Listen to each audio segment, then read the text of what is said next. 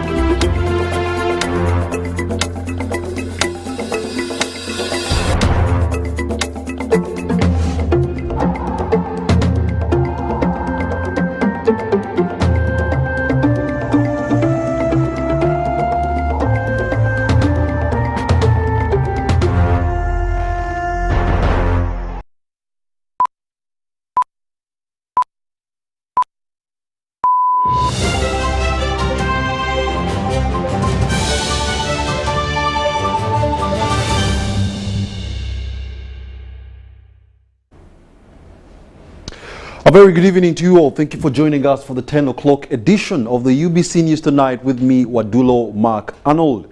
It's going to be an hours-long bulletin, like always, so let's take a look at the headlines before we get in.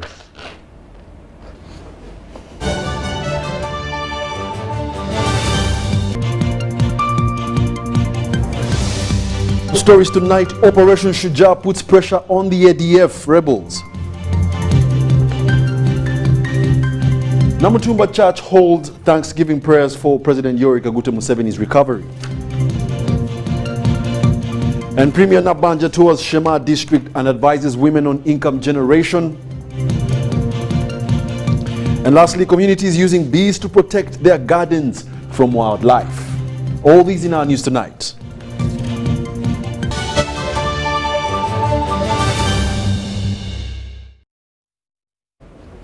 Well, it's a pleasure having you. Thank you for watching UBC TV as we inspire Uganda.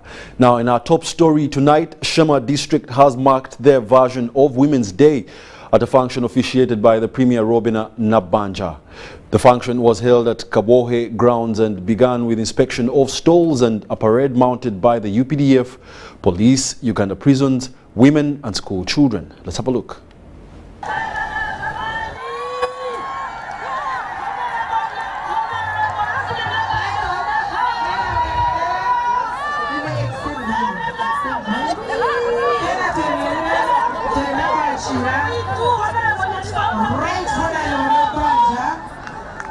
The Prime Minister of Uganda, about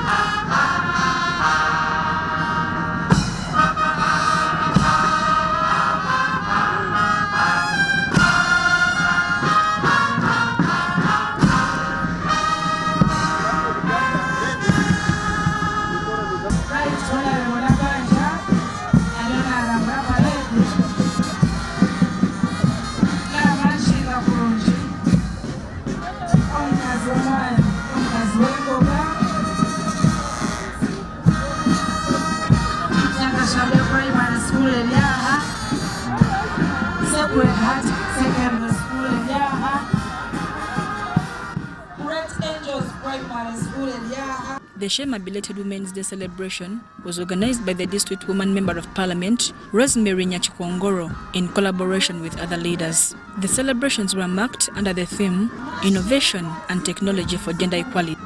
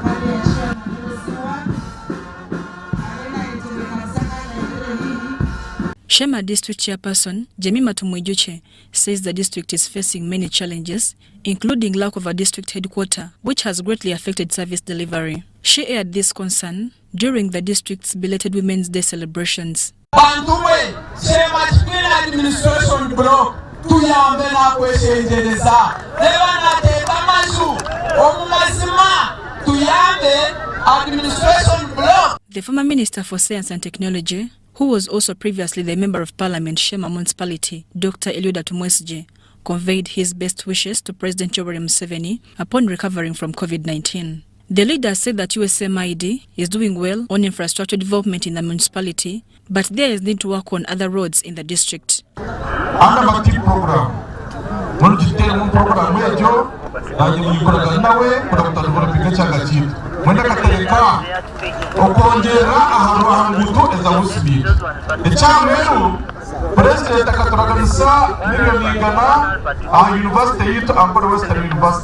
Speaking at the celebrations, the former Minister for Tourism, Professor Ephraim Kamuntu, explained that government should ensure that the pledges made are fulfilled.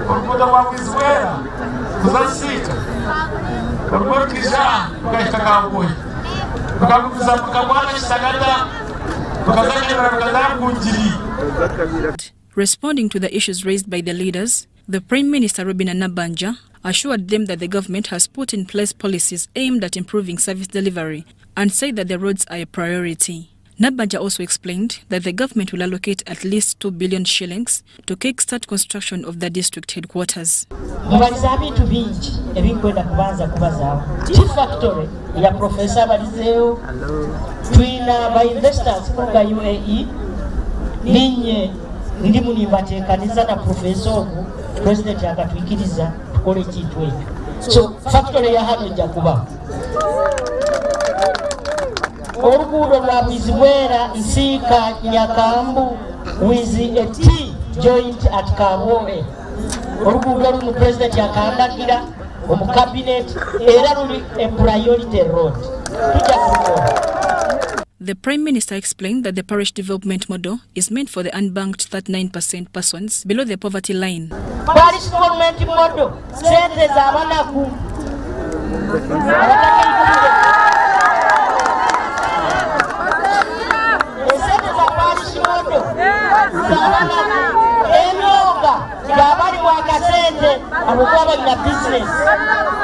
The Prime Minister lauded President Yoweri Museveni for empowering women by giving them slots in national leadership, unlike the previous governments. Boza kusiba President Museveni abukolesa obusobozi bwaina kurolangu abakyala n'atuyira enyuma. Mu Uganda hano wati mwina Vice President mukazi, Speaker mukazi, Prime Minister omugwati.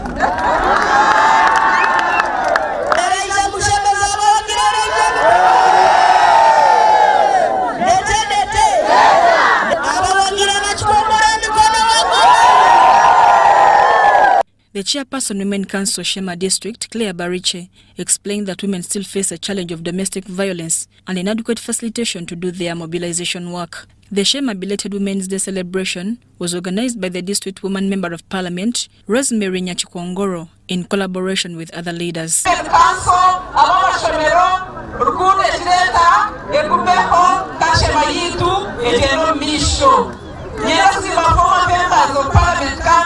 Former ministers vitu honorable Kamuntu honorable Yoda Bagaha tabatulajiri twashema twaka kusakuzira kuhana byo kuzakuma ntongana njere.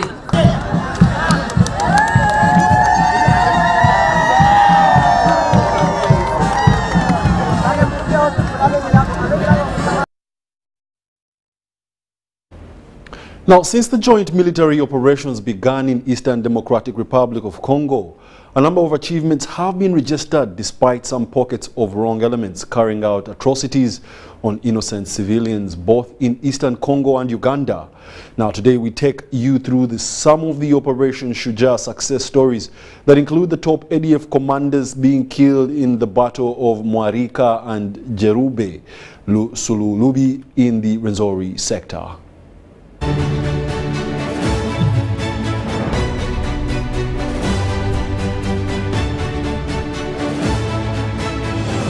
Uganda People's Defense Forces UPDF and Armed Forces of Democratic Republic of Congo FADC jointly rolled out an operation against ADF on the 30th November 2021.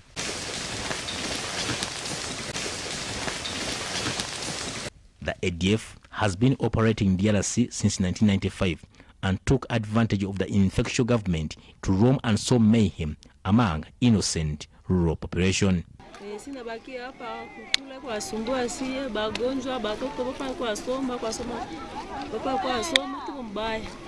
President Yoweri Kaguta Museveni and the Commander-in-Chief of the Armed Forces has always assured Ugandans that ADF will soon be a story of the past following the joint military operations between UPDF and FADC Army in Eastern DR Congo. Jeshi la wananchi. You are here to defend the wananchi, to defend the legitimate interests of the wananchi against illegitimate interests. The joint military operations against ADF in Eastern DR Congo has yielded results that are self-evident. Many of the ADF camps which were scattered all over the jungles in Eastern DRC are now destroyed. Mimi nimekuja hapa sijakuja kufanya mchezo. Mimi nimekuja kufanya kazi. Nilikuwa sijui watanileta hapa. Yeye ndiye amefikiria yeye mwenyewe president anasema wewe di kwenda huko. Nitaichapa na nguvu yangu yote. Kama ni kulala hapa, talala hapa. The remaining ADF combatants and their families are on the run in small groups which are dismantling when sighted by the joint forces. Otalo nokubala lwatandikibwa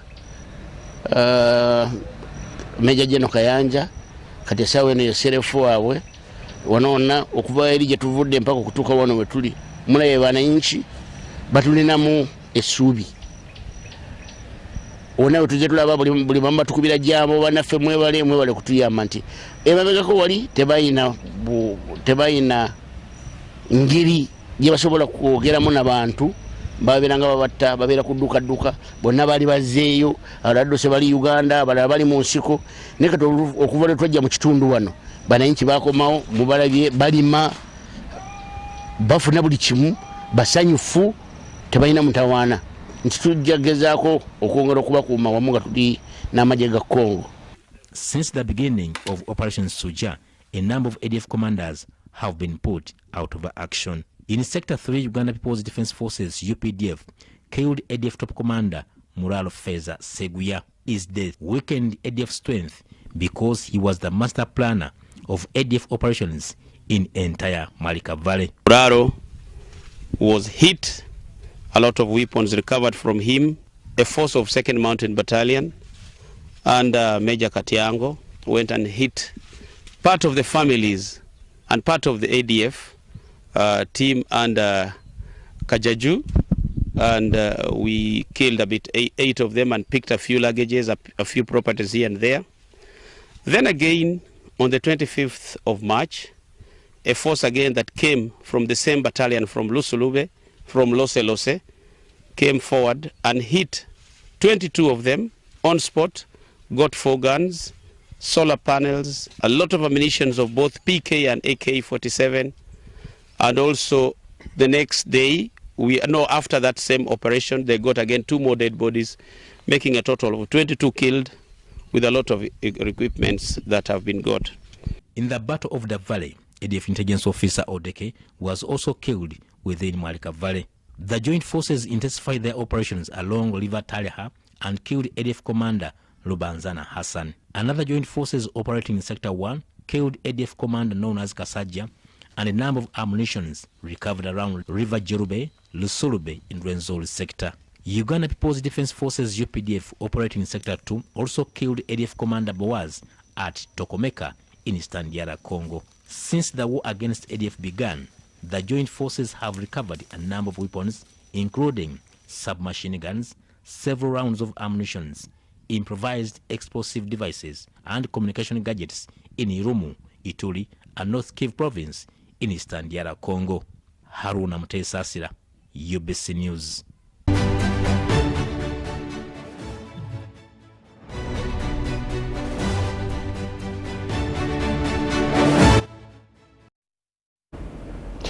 Government has made a commitment to rehabilitate 12 traditional schools in Ankole sub-region. The announcement was made by the State Minister for Education and Sports, Honorable Peter Ogwang, during his presence as the guest of honor at the Old Girls Reunion of Chinoni Girls Secondary School. Details in this report. Ankole sub-region is in a significant move to ensure a quality learning environment that is both healthy and safe learning environment. The reunion function, organized by the Old Girls of Chinoni Girls Secondary School, aims to expand and rehabilitate the school with a particular focus on supporting and promoting girl child education in Rampala district. Came together as the OGs, the old girls of this school, and we united together. We contributed each and everything to make this day a success. To begin with an administration block, so that the facelift of the administration block is uplifted. Honorable Peter Ogwang disclosed that the Ministry of Education and Sports, through the Global Partnership for Education project, will invest a substantial amount of 3.7 billion in each of the 12 schools earmarked for rehabilitation. Ogwang called upon schools nationwide to place greater emphasis on core curricular activities, ensuring that learners acquire the appropriate skills for their overall development. Fellow teachers, please, these are your children. Keep them as your own children. And specifically, it's a girl child. We know how delicate the girls can be. There's a lot of money in the sports subsector if we support sports development of our daughters. Honorable Amos Kankunda, the legislator representing Rampala constituency, urged former students to consistently support their respective schools, acknowledging the positive impact such support can have on educational institutions. No, we are saying we cannot leave responsibility to government. And we are saying as leaders, as stakeholders, as parents, as teachers, old girls and old boys, we must all come together, a concerted effort to do something great. And that's the reason we are here today. During the event, Ndagire Grace Tweheyo, the head teacher of Chinoni Girls Secondary School, appealed to the government for assistance in addressing the escalating prices of essential commodities required for the school's day-to-day operations. The school has been here for 43 years, so they need real rehabilitation. Another thing, we all know the food prices are high, so the money they bring is not sufficient enough to cater for such expenditure. That's the challenge. Honorable Ayo Jennifer, representing Karaki, delivered an inspiring message to students, urging them to prioritize education as the foundation for. And I would like to encourage the girls, especially those in single schools, just like I said before. Have your dream, know what brought you to school, and know it that better things are outside. I want to thank the team that has made it for this day. We are going. District local governments have entered collaboration with health partners to combat obstetric fistula through empowering survivors to actively participate in development programs. Health partners believe that maternal health can be improved by inspiring fistula survivors to participate in the programs. They also want district local leaders to integrate fistula in the local government budgeting and work plan development processes if they are to eliminate the condition by 2030.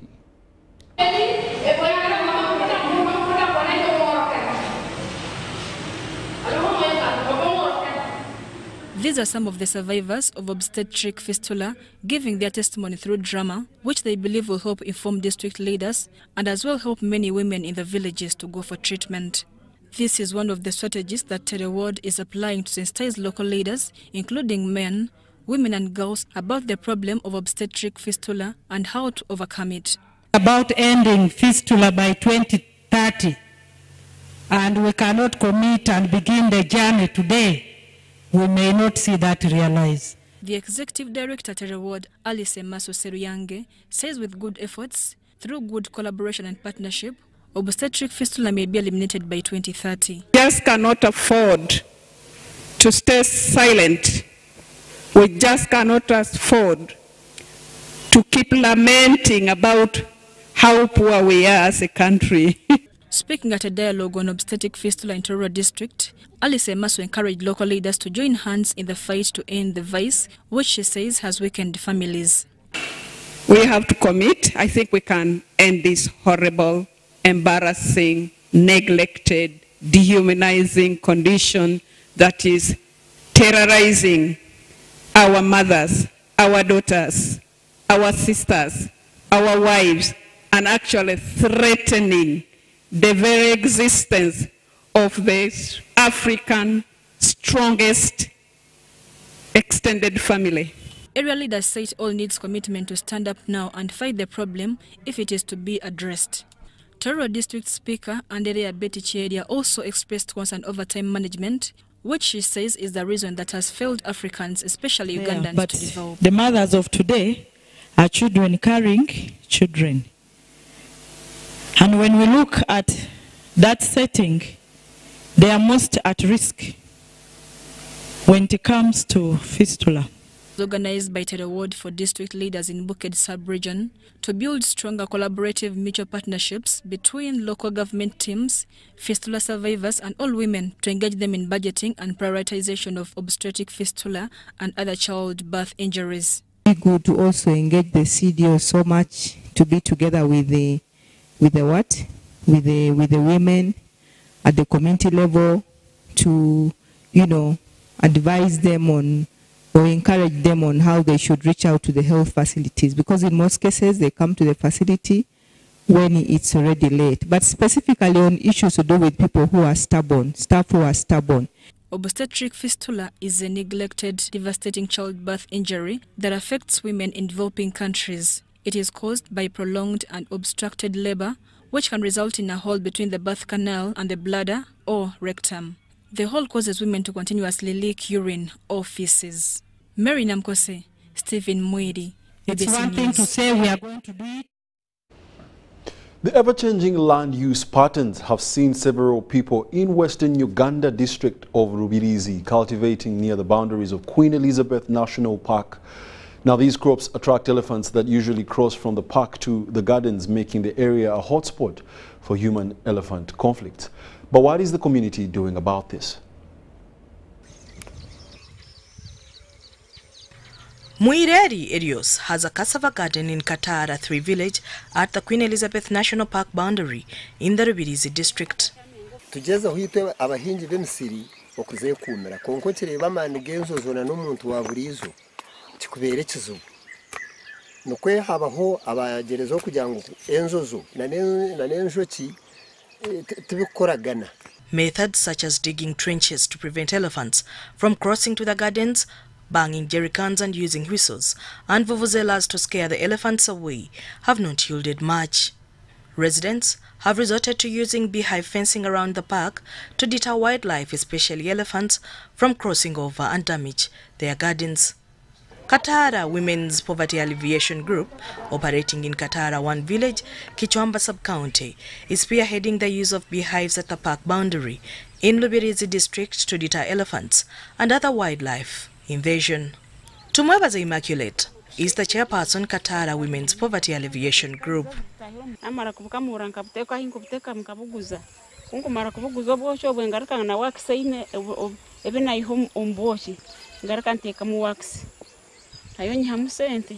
Letitia Nayebare, another Katara Women's Group member, says that the beehives are increasingly proving to be instrumental in keeping away elephants from their gardens. Now the animals which were coming there down, now they can't even come, and of which after the beehives have given us honey, we normally sell the honey and we get money. A local council chairperson, Katara 1 village, Birunji Mwanje, says that people in her area can now afford sleep in their houses instead of napping in their gardens, watching out for possible elephant intrusion. Tukagezaho kutekateka munonga twagera kutokubasa kuba nituteka wedumo around yitu yemisiri yitu abantu babasaganyirwamo. Rubirizi district senior entomologist Geoffrey Muhindo says the beekeepers have been trained on how best to do their apiary around the park. An effective method, practically we have been seeing it working, and areas where the bees are have not been having problems with that, with elephants. He says Many have embraced apiary because in addition to reducing human-elephant conflicts, it has also improved the livelihood of community members who sell honey and other bee products. We usually produce only about 2 to 3 tons of honey. So today, the 1,785 beekeepers are producing up to 40 tons of honey a year. Beekeeper Nayebade explains how she uses money selling bee products to get basic needs. We can sell that honey, then we get money to take our brothers at school. And of which even me, as a person, as a youth, I can get what I can. Kuno wesa nkazunu beno sanga nkomo. Ningo mukasese karakara. Osanga ziri omuzitsise mere. Nkomo do nabalindi bwaturu bakembwe nibatakakanyire. Ate bume bituyambire. Kababitiraye inaye enzozo tuzikirabaho. Uganda Wildlife Authority warden in charge of Chambura Wildlife Reserve, Captain John Tugume, says the community was given a 10-kilometer stretch for the erection of a beehive fence around the park.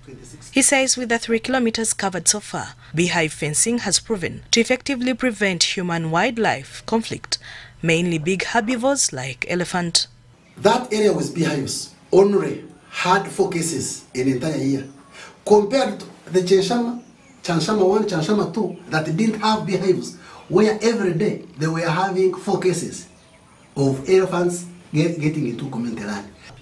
The project, implemented under the guidance of UWA, is funded by several development partners, among them the World Wildlife Fund, WWF Uganda. Paul Mulondo, the Forests and Biodiversity Program Manager at WWF Uganda, says beekeeping has been a very successful method in reducing human-wildlife conflicts in several countries across Africa and beyond. He notes the method is also proving effective in Uganda. In terms of benefit, we realize yes, there is a mitigation or a reduction in the human-wildlife conflict, given that this is already an identified hotspot by Uganda Wildlife Authority and the communities themselves, but also the fact that women in this group have been facing very serious issues of poverty. So we come in to support both livelihood for the women, but also support the mitigation of human-wildlife conflicts. According to yet to be published research, crop damage is at 1.7% in areas with apiary, while in those without beehives it stands at 98.3%. Human deaths in areas with apiary stands at 0%, which is no case reported, but where there is no apiary, it is at 100%. Human injury in areas with apiary is reported at 3.8% and 96.2% in areas without apiary. Property destruction is at 0% in areas with apiary and 100% in areas without apiary. The same research by researchers from Mountains of the Moon University also indicates 0% livestock predation in areas with apiary and 100% without apiary. The group coordinator, Katara Women Poverty Alleviation Group, Moses Agaba, is worried about sustainability when donor funding winds up. He calls upon the government to take an interest in funding the project. So the challenge we have is we don't have enough beehives, and again we still have another challenge of metallic stands, because the wooden stands we use currently they are not effective. Rubirizi District Natural Resources Officer Rita Murungi is optimistic that human and elephant conflicts will be a thing of the past in the district if the entire 10-kilometer stretch of the park boundary is covered with beehives. We have a target of 10-kilometer stretch, then 5 meter wide, to be sited with beehives. That is the area that is being affected by the elephants. And now, so far the grant that we've got from WWF and other partners has so far helped us to cover only 2 kilometers. In their research work, Neleman et al. 2002 and Kusena 2009 predict that more than 90% of African elephants' habitats will likely suffer moderate to high impact from human activities by 2030. This story was compiled by Catherine Nambi and Peter Akugizibwe Arari for UBC. and produced in partnership with InfoNile with support from IUCN Traffic and with funding from JRS Biodiversity Foundation and Earth Journalism Network. Okay, now Security Minister, retired Major General Jim Muhwezi has ended his 5 days countryside tour with a call for vigilance and alertness from security operatives as well as local communities. In Rukungiri district, the minister had also tipped school heads and stakeholders to step up security in order to avert any threat. Let's take a look. Security Minister, retired Major General Jim Muhwezi, has concluded his 5-day tour of Western Uganda, where he has mainly been interacting with heads of security agencies. The triple's last security meeting has been held in Rukungiri district, with the security heads from both the army and police from the districts of Kanongo and Rukungiri being present. Of course, we thank the President because he is the Commander-in-Chief. Minister Jim Muhwezi offered some security tips to the audience. Don't write about what happened. That's not ours. That's for the police to investigate what has happened. Countering corruption in government projects is another assignment being given to these security officers. You must guard against corruption, and you must monitor also. I have talked about a few examples of schools, education, health, but there are others, roads, bridges, the projects that are going on. You should know what is being constructed in your sub-county, how much money. This is free information. From here, the minister joined the community of St. Francis Buhunga High School in Rukungiri district for a Thanksgiving and fundraising ceremony. And today's function, the purpose of the function is to add more classrooms for our school. 4 classrooms are currently needed to cater for a number of increasing students. Here, some educational challenges were forwarded to government. This school is housed in the structures of the former primary school, which were put up in 1950s, 60s. So the structures are too old for accommodation of our staff. So we need to put up staff houses. With challenges aside, the school is positively moving on well. We were able to perform academically last year at UCE. We were ranked 11th out of 48 schools in Rukungiri district. At USCE, we were ranked 3rd in Rukungiri district because of our good academic performance. The last stopover was at St. Peter's Vocational Senior Secondary School, Kihumulo, for a fundraising ceremony.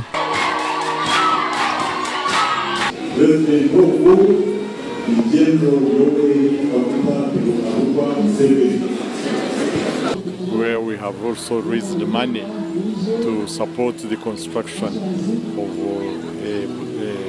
classrooms and administration block. By close of the day, Minister Jim Muhwezi extended financial support towards the education uplift in the district in the 2 schools.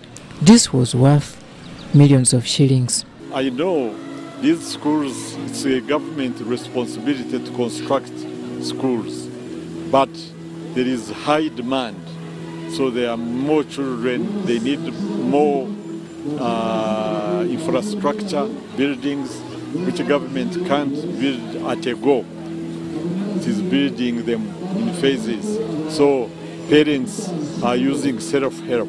So we come home to supplement their efforts. Tipping school heads and nearby communities about security matters has been part of the minister's 5-day tour to these areas. Talked about how to mobilize the population to be vigilant and to be able to detect wrongdoers in their communities, and the security personnel to be alert and to use different methods which I can't talk about on air, but we discussed them. Robert Onyango, UBC News.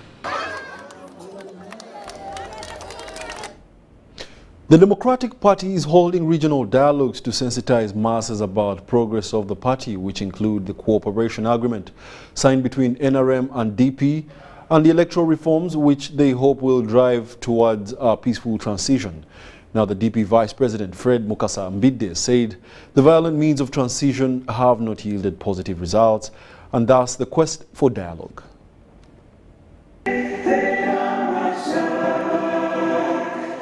The Democratic Party sensitization program was piloted in the Bugisu sub-region, where the party members demanded to know the relationship between the ruling NRM party and the Democratic Party. Are you prepared with all this country's development under your leadership to lose Ngabolaba Ukraine because of wrong decision making? He doesn't need it. He wants also a vibrant country, post him or after him. What should we do? And we came in our proposals. You gave your proposals, and we came up with the proposals. The party members pinned their party heads for sidelining with the NRM party, which they say was weakening the DP party. The party leaders owed the angry cadres an explanation. I heard somebody here talking about being in bed with NRM. I don't know who was being mentioned. Now the question is, who is in bed with the National Resistance Movement? The person that makes it better for the National Resistance Movement as it is to remain in power is the person that is in bed. Constitutional reform, transitional period, electoral reforms. We talk about the country's issue. Uganda has got an issue. We all have to debate. All parties, every type of person. We have to debate on this. We have a national dialogue also. What wrong have we done? Democratic Party leaders are now intensifying dialogue for a peaceful transition, as violent means have failed to yield positive results. Campaign of President got me when I was a fresh at campus. They took us through, who have beaten left right center. I attacked a family mother left right center, but we never got the change we desired. And as I matured, I sat down and said, wait, we did all this. I was renamed Iron Lady because of that, but we never achieved our goals. So then after that, we sat down as the member of the National Executive Committee. We agree that there are reforms that we need to have in this country. When we exercise, when we have politicians who sometimes room for bloodshed in power transition, as the country, we lose very many values. Among other concerns raised were the salary inequalities between the art and science teachers, which they say are causing indiscipline at school, especially by the advantaged. Art teacher 800,000 and you pay another teacher 2 million. This is very unfair. Because now even this science teacher is underway in school. Any teacher gets only 2 million. And this money or woman gets 4 million.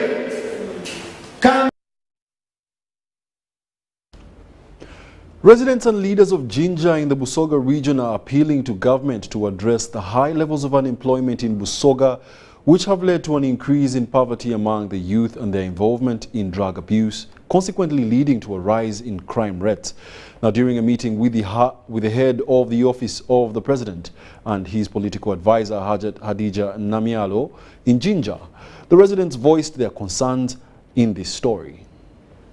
Busoga is known for having a significant number of youths in the country, but a larger portion of them remain unemployed, causing distress among the leaders. The youth in Jinja mentioned that they are unable to find employment in factories, as most of them closed down, leaving them without jobs. The leaders in Busoga have been accused of neglecting the youth, only remembering them during election periods, and the government poverty alleviation programs have proven ineffective in the region. Aya buli kintu kigwira bakitwala ku mabbali baida batulimbalimba na bintu bya nadisi ebiriri gy'okutukosa batuyima emirimo fakitole tulikolera 3,500. They are not receiving parish model. The bureaucracy is too much.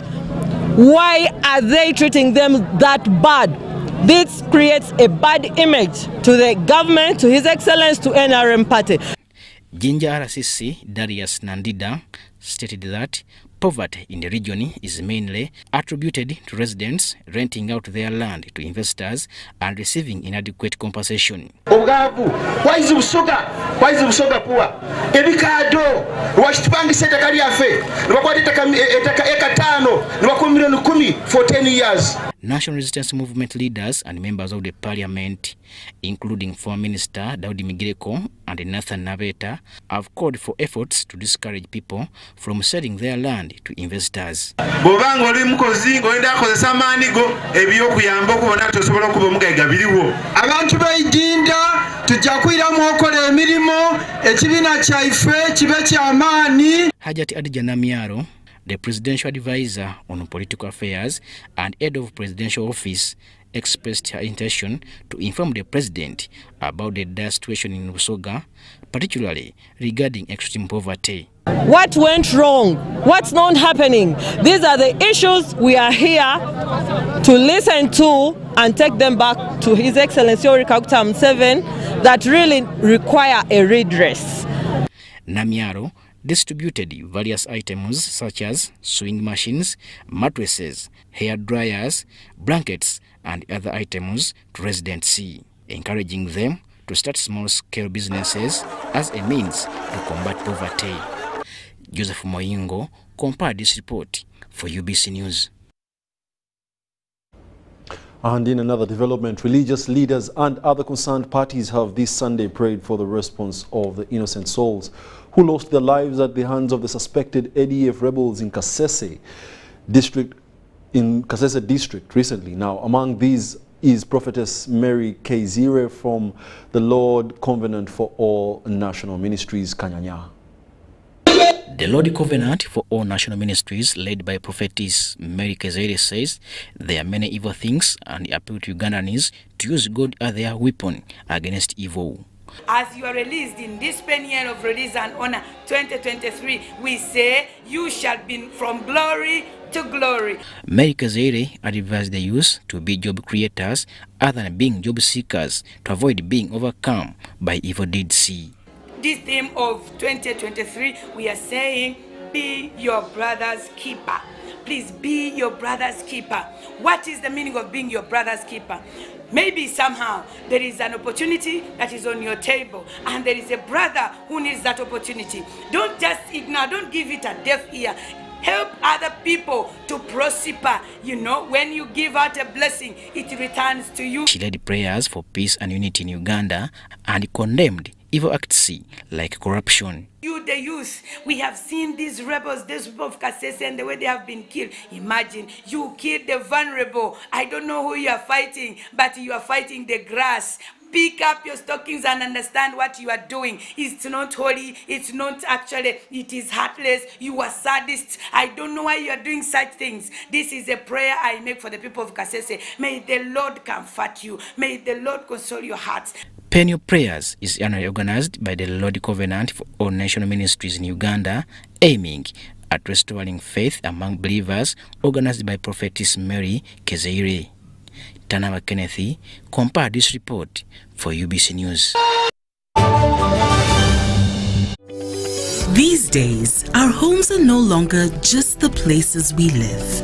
It's where we attend meetings, go to class, keep each other safe, and entertain ourselves. To do this smoothly, you need a reliable internet connection. Buy the MTN WakaNet router, which connects up to 32 devices and gets a free 40 GB data bundle at only 149,000 shillings. Or buy the MTN WakaNet MiFi at only 75,000 shillings and enjoy a free 15 GB bundle to stream, study, work, and play on the go. Visit any MTN service center to buy the MTN WakaNet router or MiFi and enjoy the internet that does amazing things. Attention coffee farmers, traders and processors. Uganda Coffee Development Authority has important advice for a successful harvest season. Pick only red farm cherries to achieve good weight and high quality coffee. For natural processing, dry coffee on tarpaulin, concrete or clothing to avoid mold growth. Avoid heaping coffee on the floor. Store coffee in jute bags and in ventilated rooms on wooden pallets. For more information on good harvest practices, visit your nearest extension worker or Uganda Coffee Development Authority offices.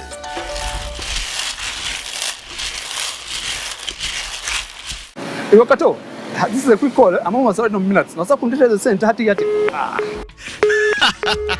Why rush through such important conversations? Airtel Uganda has made it possible for you to call across all networks in Uganda at the best rates with the new Bona voice bundles. Stay connected anytime, anywhere, with minutes valid for calls on all networks. Dial star 100 star 1 hash, select voice bundles and select Bona voice bundles today.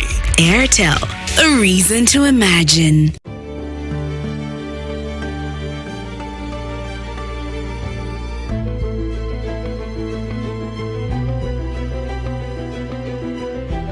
Uganda's oil and gas projects are providing opportunities for Ugandan businesses.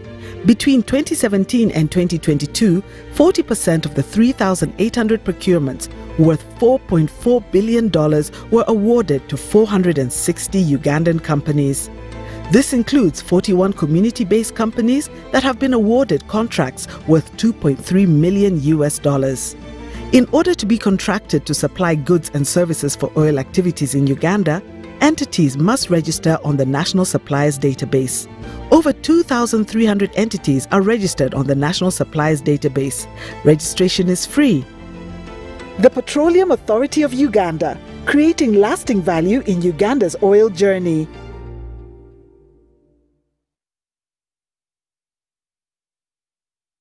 Are you tired of high fees and slow transfer time when sending money? Airtel Money is here to revolutionize the way you move your money. We have revised our rates back to ground. Sending money from Airtel to other networks in Uganda, East Africa, and to the rest of the world has never been more affordable. Dial star 185 hash and start sending money. Switch to Airtel Money today and experience unbeatable rates and top-notch services for all your local and international money transfer needs. Airtel Money, instant, secure, borderless.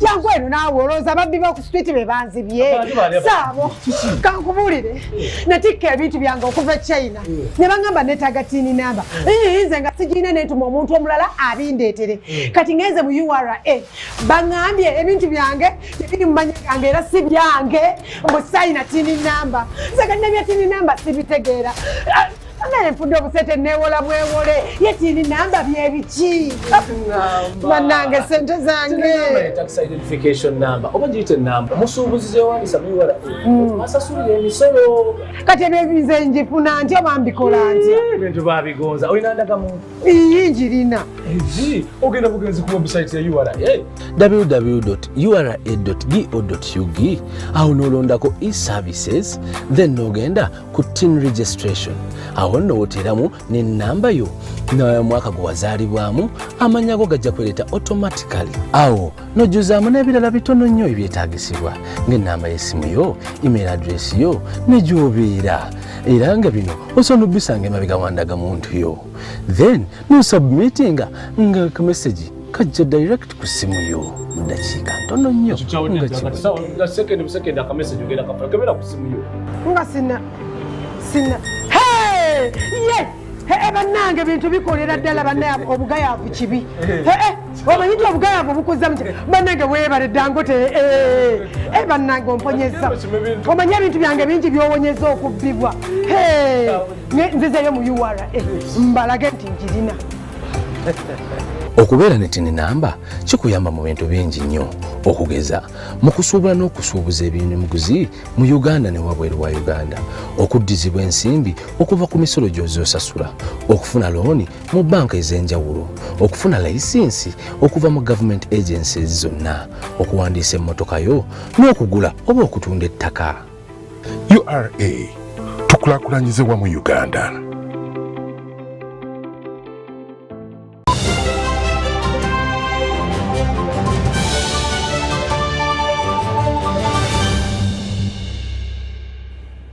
Yes, and welcome back. You're still watching the UBC News Tonight, broadcasting live from Nile Avenue. Now we take you in the world of business. Players in the coffee industry are calling for government support in enhancing coffee investment through technology for coffee value addition. Now they believe that this will yield more forex from coffee exports, as it could be developed as a tourism product. UNDP has tasked government to provide a better regulatory environment for Uganda to favorably compete on the global scale market.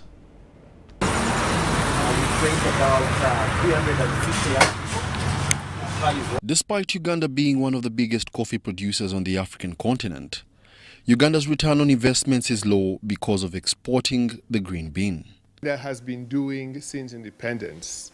Since independence, Uganda has been in the business of exporting coffee, producing world-class coffee, but not really entering global market. This is because of absence of the technology geared towards value addition.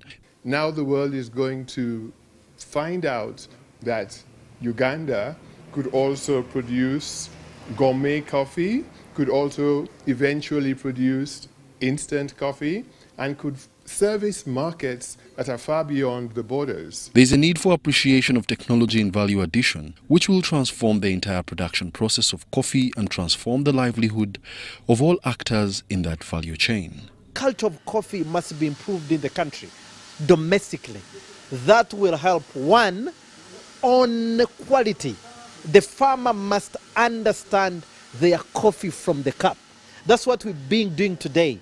The reason why the other friends of ours know the coffee and get more money is because they understand the cup. This will also lead to development of other sectors like tourism in countries like Costa Rica, which have reaped benefits from coffee tourism. Professional, but what I can tell you is that in other parts of the world, like Costa Rica, for example, we have seen tourism being interwoven in the coffee value chain. So people could go and see how coffee is produced, meet the communities that produce the coffee, and also will produce other things. The development of the sector will also bridge unemployment gaps among the youth, who could secure part of the franchise from the SMEs. I believe in structural reforms. I believe in roads, in railway, in all these big, huge projects of energy. I believe in them. But as a country, you must look at products that at the end of the day, when you put roads, you put railway, you put all these huge projects, that these are the projects like Coffee Value Addition, which is going to use your electricity, which is going to use your road. As such, government has been tasked to provide a suitable environment in terms of policy for actors in the coffee industry. But there are things that value addition in production and in export can help bring about, particularly by, making communities a lot more prepared to enhance value addition, enabling communities to earn more from their from their coffee.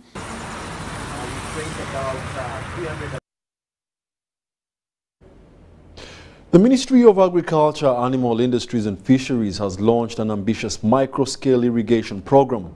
To gain insight and inspiration, a delegation of farmers from Liantonde, accompanied by technical experts from the production department, embarked on a study tour to a model farm in Rakai district. Rakai district, known for its fertile lands and agricultural prowess, has seen an overwhelming response to the microscale irrigation program.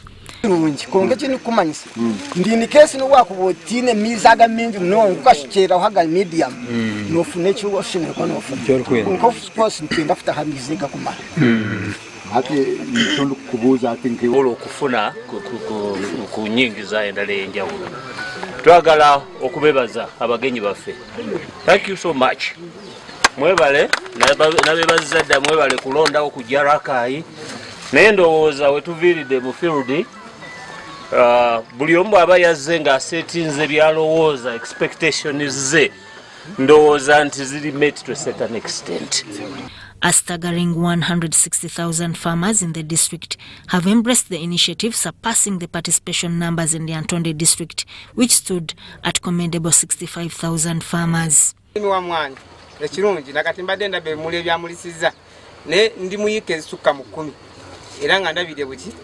Ne walole ziteekako amazima gennyini zonna ne ziyiika n'osanga nga osigaza 20% nga 80% ekoze eki efudde kubanga ebirime bino byo bigezi Katonda alina byabitonda kibanga tekirina mazzi nga wola bijjanjalo bino kyekikola ebimu biwiritinga nga bikala nga kisigazako yesobola okuliisa. During their visit to Rakai, the Lyantonde delegation had the privilege of witnessing the tangible benefits of the microscale irrigation program firsthand. The microscale irrigation program plays a vital role in empowering farmers and promoting commercial agriculture. Uganda ne Uganda waraji batusako manrane chikona tela tekobu seko season yakuna savu July kuma Mount Papa's Hall usasure kwa MTN mobile money usasura gumu chitundu MTN usasure nega ngome tano iga stemu kagatano stamu enda munana hasha kwa MTN ufune tiketi yokati wabula kumulyango usasure mitwale ebiri yepe mitwale tano ate meza ya milioni 2 munana July Colin Hotel mkono mwenda July Nikan Resort Airways 15 July France Africa Jinja Abiri July Maria Flema Saka Abiri Mwenda July Afro Club Eka Sangati Ate yonoku yingi na mutualo Wafujinidwa Musente Talent Africa Victoria University Suzu Property Consultants Pepsi Max Uganda Waraji Ne MTN.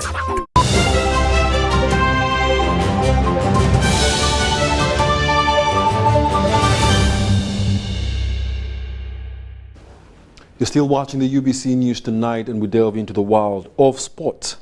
Now, Uganda's Minister for Defense, Vincent Sempija, had lauded the Indian community in Uganda for its socio-economic contribution.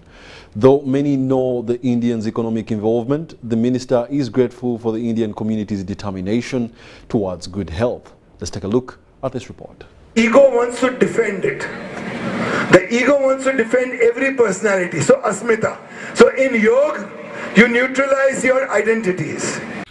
Kololo ceremonial grounds was this morning a sight to behold as the Indian community Sewa International Uganda organized Yoga Day 2023 under the theme One World, One Family. I've crossed 77 years, I'm running 78 years, but I enjoy my yoga because yoga is good for the mind, for the body and for the soul. Yoga is life, and 2015 we have started here in Uganda, headed by our HSS, our head Rameshji, our whole team. You have seen today 100 volunteers since 4 a.m. since 10 days. So this shows us unity also.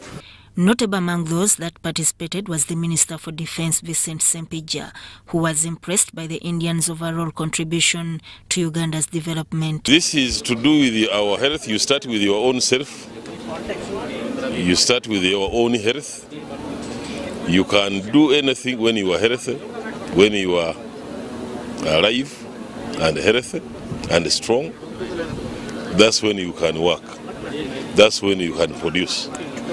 You will not have people who will produce when they are sick, when they are lazy, when they are weak.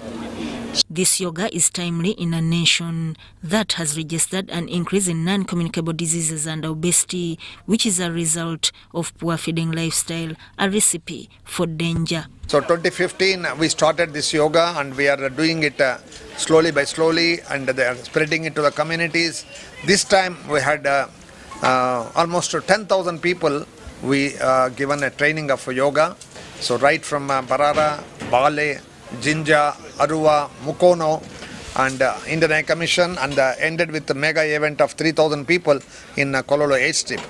It was organized by the Sewa International Uganda that promises to continue sensitizing masses about the good that simple exercise, many times attained in limited space, can offer. Our aim is that people should take up this one and be healthy, and so that you don't need to go to hospital. You practice every day, half an hour, 40 minutes of this yoga.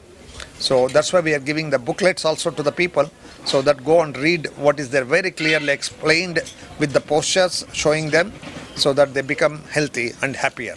Yoga is a Hindu spiritual discipline, a part of which includes breath control, simple meditation, and the adoption of specific bodily postures, and is widely practiced for health and relaxation. Sudat Kaye and Vincent Wamundu, UBC News.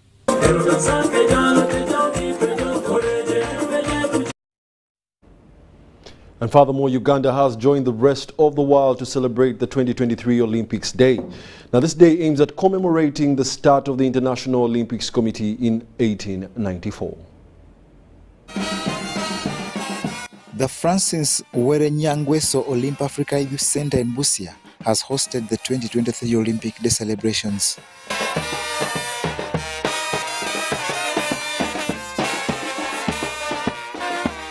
The day that commemorates the initiation of the International Olympic Committee in 1894 was first honored in 1947, with this year celebrated under the theme of Let's Move. The theme Let's Move for this year's Olympic Day is generated from the idea that most of the population is not doing a lot of physical activity. So they thought to tell the public and the world that let's move and be active and do some physical activity, at least daily for 30 minutes every time, to move our bodies. Hence the word or the key word, let's move. But also it's tagged to the last word which they added to the motto. It used to be faster, higher, stronger. Then they added a word together. So together, let's move and be more physical and keep doing this physical activity. The day is open to all individuals, but importantly the young ones, and this year's activity for Uganda has been a fun-filled one that started with a 1.5-kilometer run. They are really enjoying and forgetting all other weekends that they had at home. Even those who came from full of conflict homesteads, they now forget all about that and they enjoy the situation with their friends. What followed were activations in various Olympic sports aimed at arming the learners with key basics. Today's Olympics Day. We are here enjoying the sports, the view. There is basketball, volleyball, football, and as you can see, guys are enjoying. I really like sports. Yes. I should encourage you guys to play sports because it's good for your body, and if you do sports, you will physically be fit.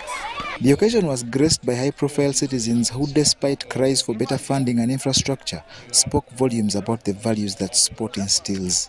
As the Uganda Olympic Committee, we are very excited once again to be able to expand and push these values to different parts of the country. Today in particular, we are in Busia to celebrate the Olympic Day at the Olymp Africa Center, and we're happy to say that these values have been espoused and have been shown by young people.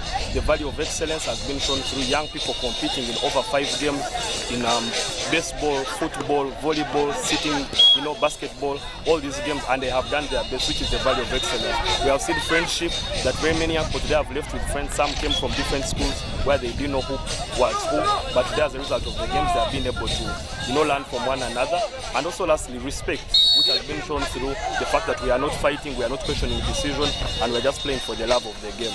The International Olympic Committee started in 1894 with the first games in 1896 in Greece, but Uganda first took part in 1956 and has garnered 11.